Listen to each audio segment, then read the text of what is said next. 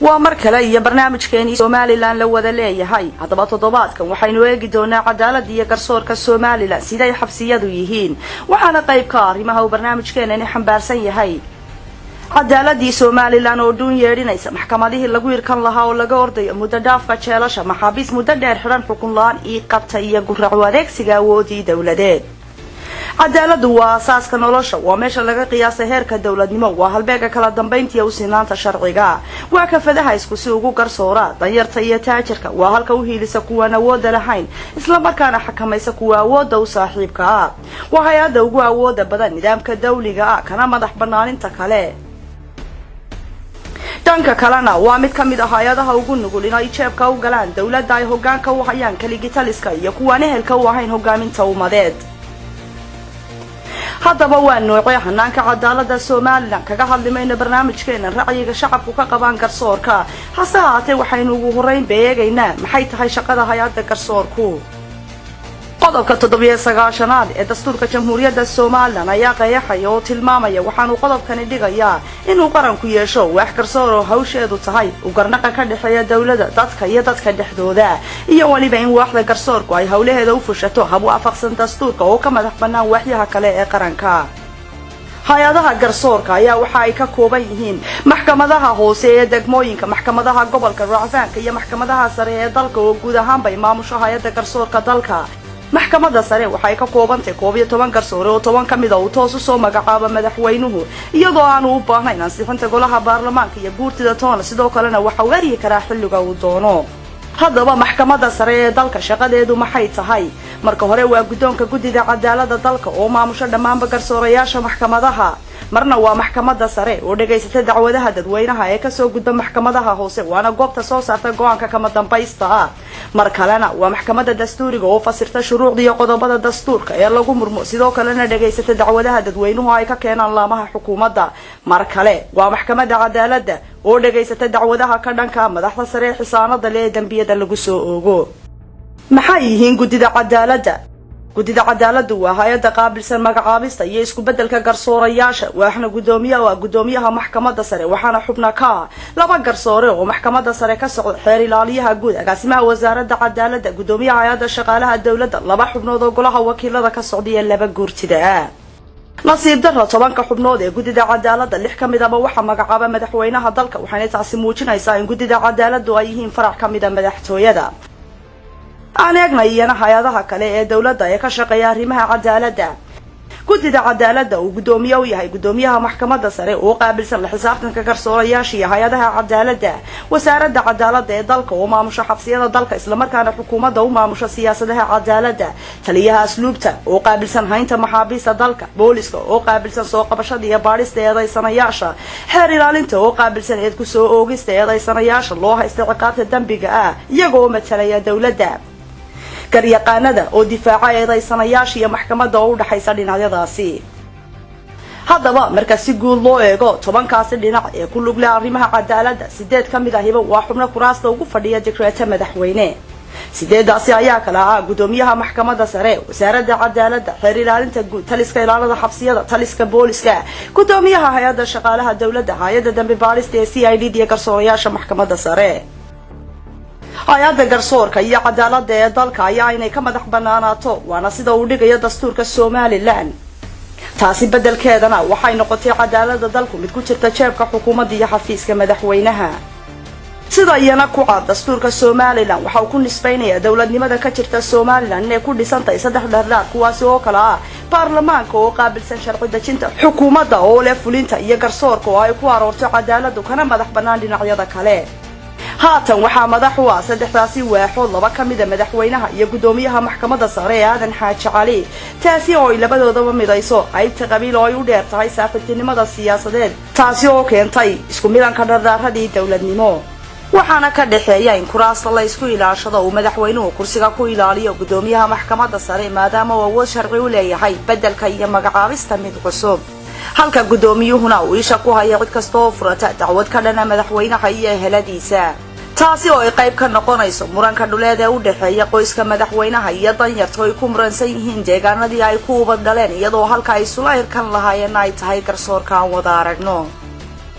hase yeeshee madaxweynuhu waa shakhsi fahansan qaabkii uga takhalusi lahaa miisaan kasta oo xakama u noqon kara taasi awgeedna waxa uu wasaaradda cadaaladda u dhiibtay wasiirka haatan ee cadaaladda oo ay ku eg tahay shaqadiisu in loo diro ka qaybgalka siminaarada iyo xafladaha gaarka ah waxaase hawsha wasaaraddaasi si toos ah madaxweynaha ugaga mas'uula wiilka ay qaraabada dhow yihiin oo muddo dheerna ku noolaa aqalka madaxweynaha laguna magacaabo Cabdiraxmaan Musaabaqo kaasi oo agaasimaha guud ee wasaaradda cadaaladda isla markaana ku jira guddiga cadaaladda ee dalka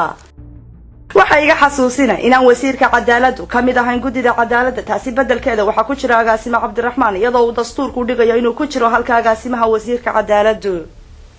su'aasha isweydiinta mudan ayaa hadiiba hogaankii cadaaladda ee dalku sidaas yahay garsoorayaasha maxkamadda hoose sidee loo maamulaa sida aan xogtayada ku ogaanay garsoorayaasha maxkamadaha waxa magacaaba guddiga cadaaladda oo aynu hore u soo sheegnay inay badankoodu ku jiraan jeebka madaxweynaha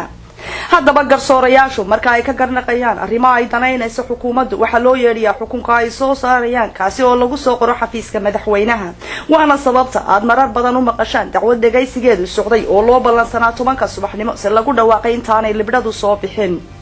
haddii ay isku dayaan inay ka dhagaadaygaan amarka xukuumadda waa garsoorayaasha ee waxa hortaala bedelkeeda oo ah inay ku waayaan xilka ay hayaan ama in loo bedelo tuulo aad uga durugsan deegaankooda oo aanay xamili karin taasi oo kaliftay inay badiba garsoorayaashu siiskooda isku casilaan waana nooc ka mid ah cadaadiska ka dhex jira hay'adaha garsoorka Somaliland taasina waxay meesha ka saartay gabi ahaanba madax banaanidii garsoorka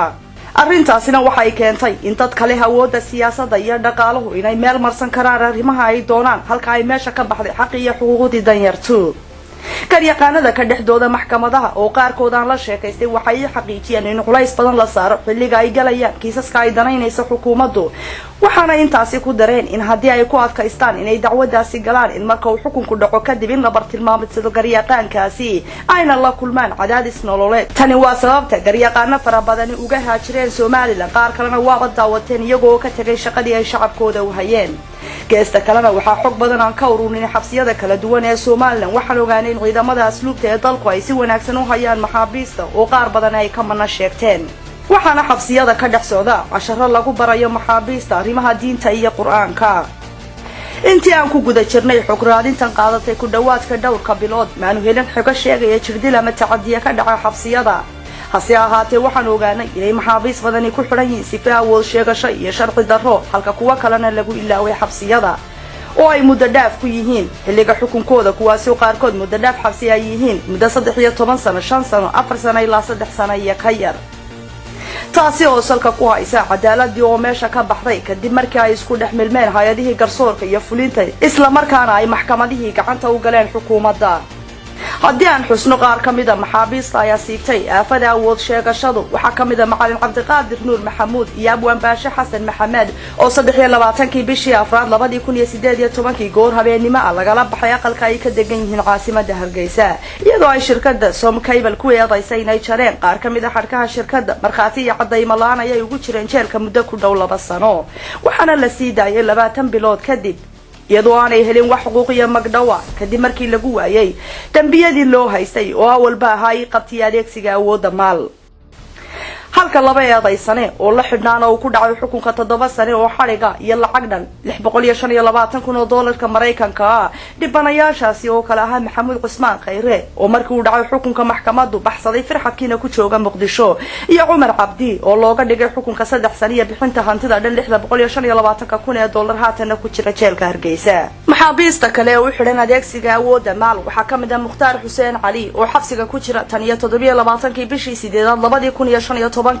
ku dhawaad 5 sano Mukhtaar waxa uu xabsiga ugu jiraa rumaan halka sharcigu uu dhigayo inaan qofna lagu hayn karin rumaan muddo ka badan 9 cisho waxaana uu Mukhtaar muddadaasi xukun la'aanta u xiran yahay mulkiilaha shirkadda Al-Harbi Cabdiraxmaan Faarax Harbi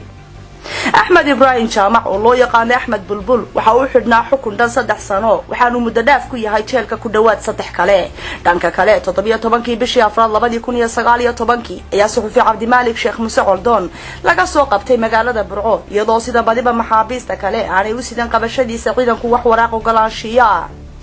waxaana lagu soo eedeeyay inuu dhaliilo xukuumadda iyo fidinta dacaayada ka dhan dugsiga abaarso ugu dambeeyna waxa uu dhacay xukunka Coldoon 4 bishii 7 2019 waxaana lagu xukumay 3 sano iyo 6 bilood ixtiraam la'aanta sharciga ayaa aafada ugu weyn ee halkan taala aan dib u eegna sida uu dhigayo qodobka 25 ee dastuurka jamhuuriyadda Soomaaliland waxa uu qodobkani xaaraan ka dhigaya qabashada qof aan gacanta kula jirin fal dambiyeed ama aan loo haysan ogolaansho garsoore taas bedelkeeda dadka la qabto 99% maaha kuwa soo qabashadoodu ay waafaqsan tahay sifaha sharciga waana kuwa loo adeegsaday amar awood sheegasho oo baalmarsan dastuurka geesta kale waxa isna ku cad qodobka 27 xuquuqda qofka xorriyadda laga qaaday taasoo uu sharcigu siinayo inuu sida ugu dhaqsaha badan xaq ugu leeyahay la kulanka qoyska iyo qareenkiisa isla farqada labaad ee qodobka 27aadna waxa uu dhigayaa inuu maxbuusku xaq u leeyahay in muddo 48 saacadood lagu horgeeyo maxkamad taas bedelkeedana waxay ka xasuusinayaan inay jiraan maxaabiis 48 saacadood ha joogtay xidhan muddo ku dhow 5 sano xukun la'aan isla qodobka 29aad ee dastuurka ayaa isna dhigaya inaan laga samayn karin baadhis iyo qabasho toona aqal la degan yahay la'aanteed haysashada ogolaansho maxkamadeed tan bedelkeedana waxaa loogu daataa aqalada amar la'aan oo ciidanka loo yaqaano RRU-da oo laga leexiyay sifihii loo aasaasay ayaa saqda dhexe dadka guryaha kala baxa waxaana marar badan dhacda dhibaato dadka naftooda iyo maalkoodaba soo gaadha xilligan oo kale Soomaaliland walaw dhinacyo badan gudcur ay ka gashay haddana godadka ugu madowkan ayaa kamida cadaaladda iyo garsoorka